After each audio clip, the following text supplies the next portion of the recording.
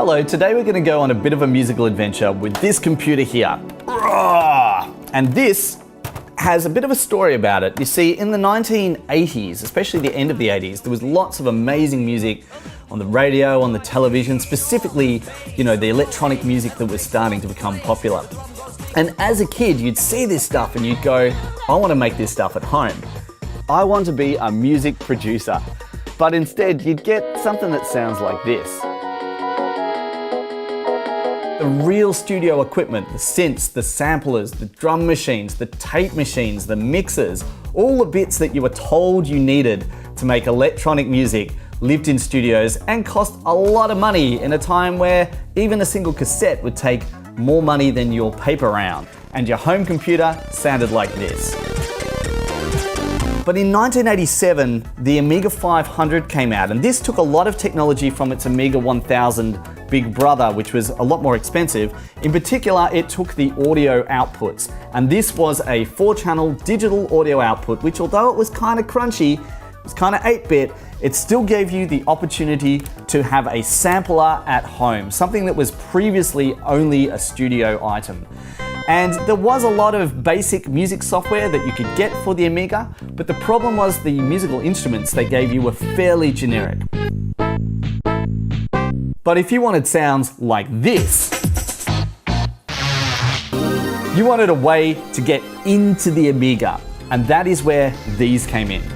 Or this, or this. Welcome to the world of the Amiga sampler.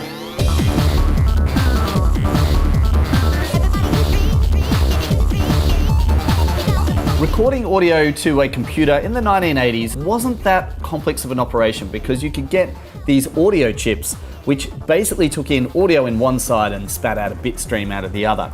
And so, as you'd expect, these being quite cheap, a bunch of audio cartridges with names like Techno Sound, Stereo Master, we've got this one here, the Future Sound, each of them, touting more features in software, trying to sell the dream of a recording studio that you could have at home.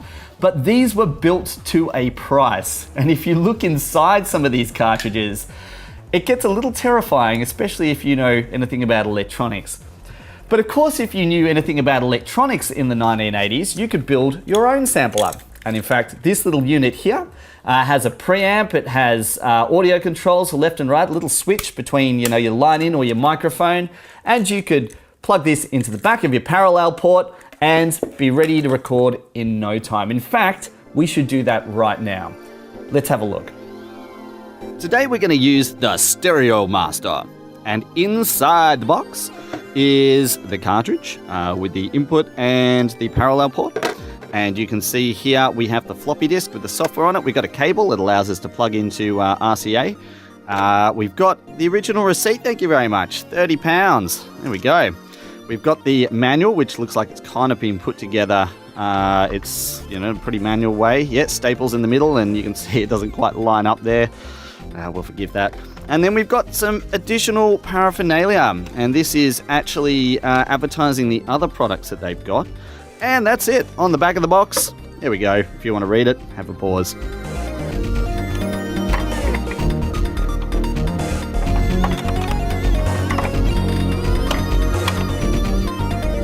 Alright, so the Amiga's working and it's asking us for a boot disk because it doesn't have a hard disk in it. So we've got our disk that came with the Stereo Master. We'll pop that in and it's going to start loading, which will take a little bit of time and be making a bit of noise. Now, the obvious answer to what we're going to sample is the family stereo system. Now, unfortunately, this wouldn't always be in the same room as the Amiga, so you'd have to sneak it into your room if you were pretty ninja about it. But we've got that set up, ready to go. And look at that, our software's loaded. So the second question becomes, what are we going to sample? So I'll take you back to 1990, and this was the era where the 7-inch record was really just starting to go out of fashion, and you could get them at the markets for $1 each, and a B-side on a 7-inch would often be an instrumental cut of a track. It would have a drum beat at the start, maybe some chords or bass notes that were sort of a bit more spaced out, and you could take these individual elements and you could use them as instruments. And first on the platter is a bit of cold cut. Look at that, people hold on.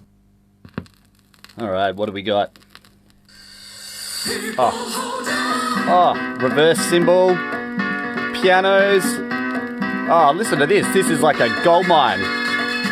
Yep. All right, so let's run Cold Cut into our Amiga. And we're going to do that by running out of our headphone socket of our Rotel amplifier here.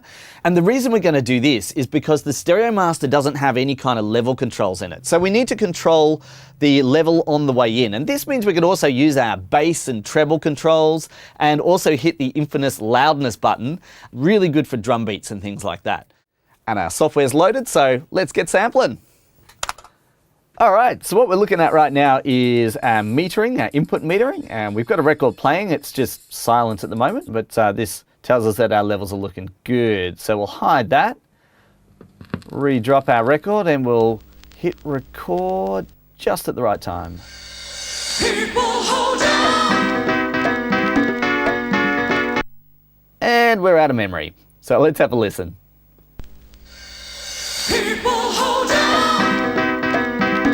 Okay, quite interesting. It sounds brighter on replay. But straight away we can hear at the start here we've got this crash cymbal, which is a reverse crash cymbal, but we can reverse the reverse cymbal and get a forward cymbal. Let's have a listen. And that's going to be our first sample. So at this point we're just going to swap out our system disk with our samples disk to be able to save our samples. And that's going to get us about 30 seconds worth of storage space, maybe 45 seconds if we drop the sample rate a bit. So we're just going to save this one as Cold Cut Crash. And we're going to go hunting for more samples. There's a piano here, little piano stab. Save that as piano 2. And there might be a couple more samples, but I think we'll move on for now. So we're ready for our next record. Bit of D-Mob.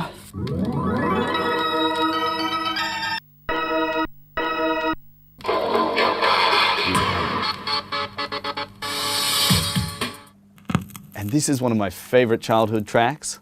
A track called Good Life by Inner City, and that's Fairlight as far as I know on the start of that. So we're getting a bunch of good sounds here, but we still haven't found a good bass sound. And this is where your kid's keyboard can come into play. This particular one's got a bunch of sounds, but it also has quite an interesting little, very limiting but customizable synthesizer.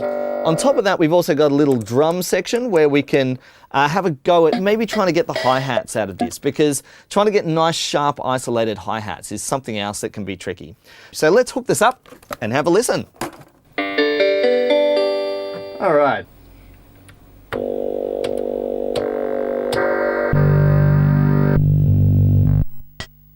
Yeah, it's not bad for a kid's keyboard.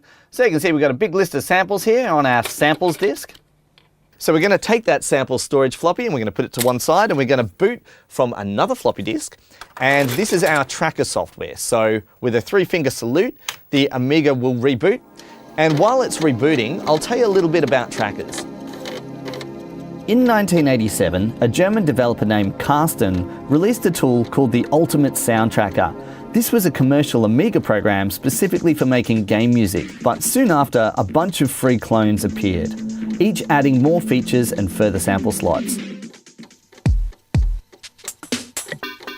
So each column represents one of the 4 hardware channels, and the notes are played from top to bottom with each note triggering a chosen sample. So welcome to the infamous noise tracker. This was one of the first, or not one of the first, but very early clone that came out in 1989, and this is a version from 1990. So we're going to bring in our samples. We're going to put in our samples disk and let that load, and up comes a list of all the samples that we captured before off the various records. And we're going to grab, I'll grab them in order. So I'll start by grabbing the Crash and then maybe grab the Piano 2 and bring those in. There we go. What I'm doing here, I'm just jamming on the keyboard, and that'll play the samples, including the Crash, which is pitchable as well. So what we're going to do is grab that piano, start putting it into our tracker, and build a little sequence up.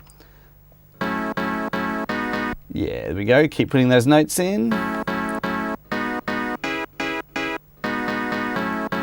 And one thing I'm going to do here is add a C command, and you can see this C that's in the right-hand column here is a volume control. So I'm repeating it to make an echo effect.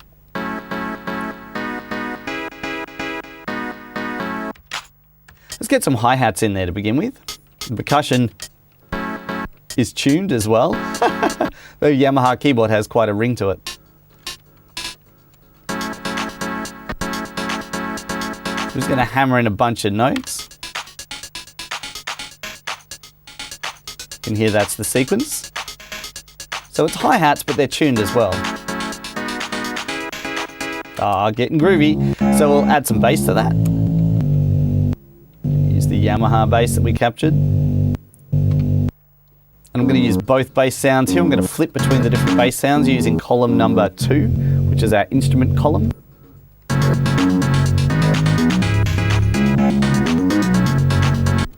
And again, that sounds okay, but I need to shape the sound a little bit. So I'm going to hammer a bunch of A's in here. And the A command is the drop off. It's like an envelope that attenuates the sound over time. So it's going to drop off. Have a listen to this. So the notes are now really staccato. They're dunk dunk instead of ba ba.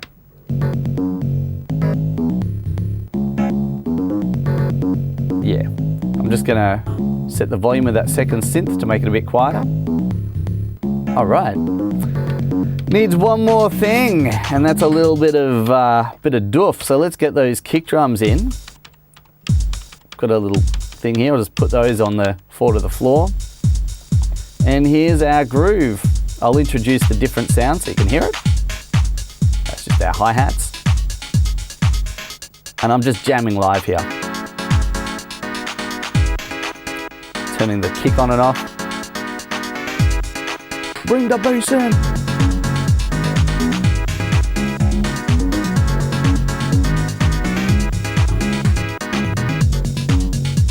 You would obviously sequence this, I'm just playing around. Oh yeah, and we've got a pretty cheesy sounding house track there. So let's have a look at all the other sounds we've got here. Oh, and some of them loop as well. So for instance, this cold cut synth, I've got looping. And the loop is a bit rough, but I think part of the Amiga charm is that you don't get too fussy about your loops.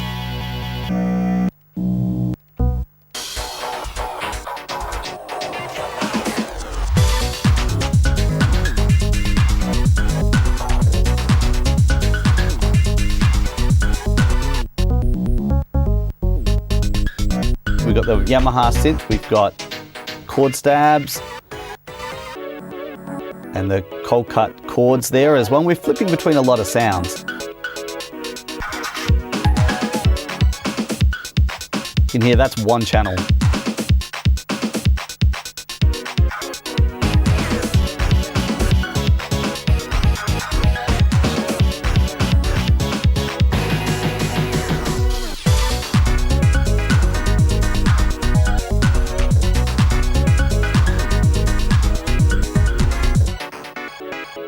Oh, there's so much going on in that channel. Anyway, we better save this. So we'll go to disk operations and save module. And that's going to compile everything onto a floppy disk. All of the samples, all of the note data, everything all into one neat mod file. So while we're saving, let's have a look at some other mod files and I'll show you the source material and the resulting mod file.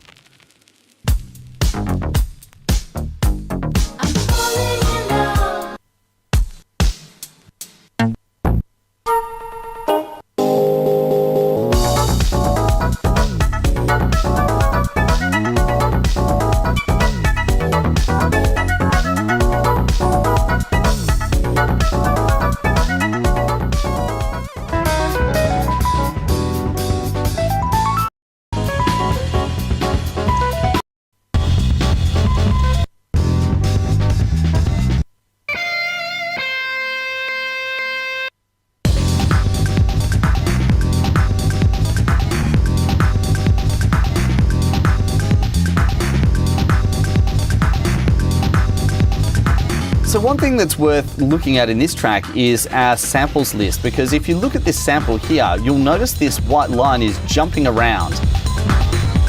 And what that is doing is it's actually jumping to different spots in the sample. This is known as sample splicing.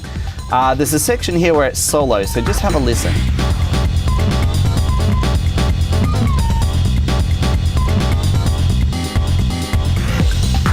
And you can do that with one simple command, and you can copy and paste it to different samples as well. It's really handy.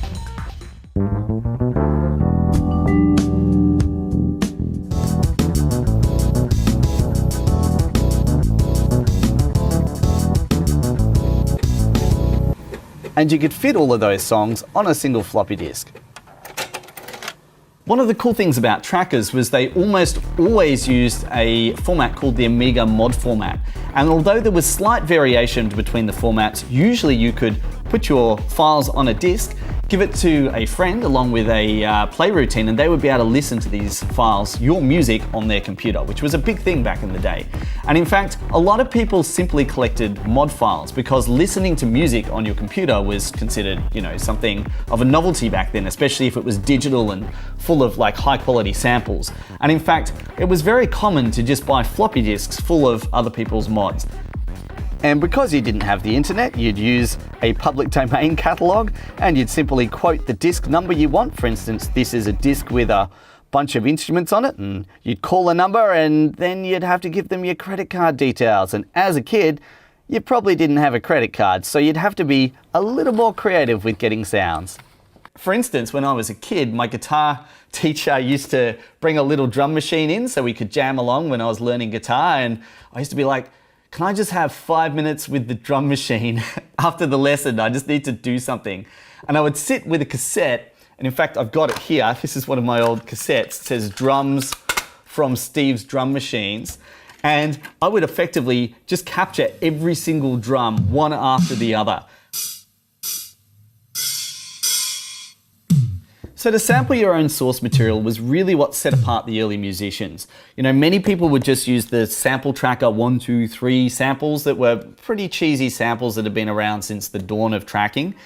And then there were the bunch of people who found guitarists and would record them, and vocalists, and take synthesizers and record those. And they were really the people who were contributing to the sample pool.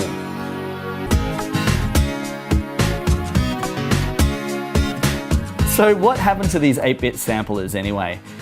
And I guess the story goes that technology just moved on. CDs became a thing throughout the early 90s. Even magazines like Future Music Magazine would give away free samples on their CDs as well. You could just buy whole compact discs full of samples from music stores. And this just meant it was a lot easier to get access to sounds and high quality sounds. Of course, the Sound Blaster. Big thing for the PC. Every PC shipped with one of these once CD-ROM drives became a thing, because to be multimedia compliant, you needed to have a sound card in your computer, and that suddenly meant that every computer had a line in and a line out. It came with your computer. So it was only a short period of time, I'm guessing 1988 to 1992, where the big commercial electronic music was being produced in these studios, and it was being sold to you as a dream of wonderland and knobs everywhere. Yet you could cheat your way into that same scene using something like a Commodore Amiga and a sample cartridge. And yes, it was a bit lo-fi and it was a bit scratchy, but it actually turns out once you crank one of these computers at a party, no one really notices. And yes, that is me on stage running similar 4-channel software to what we've just looked at through a 20,000 watt line array a couple of years ago in front of 3,000 people. So there we go. No one even knows these days when you're using one of these on stage, unless they're a bit of a nerd.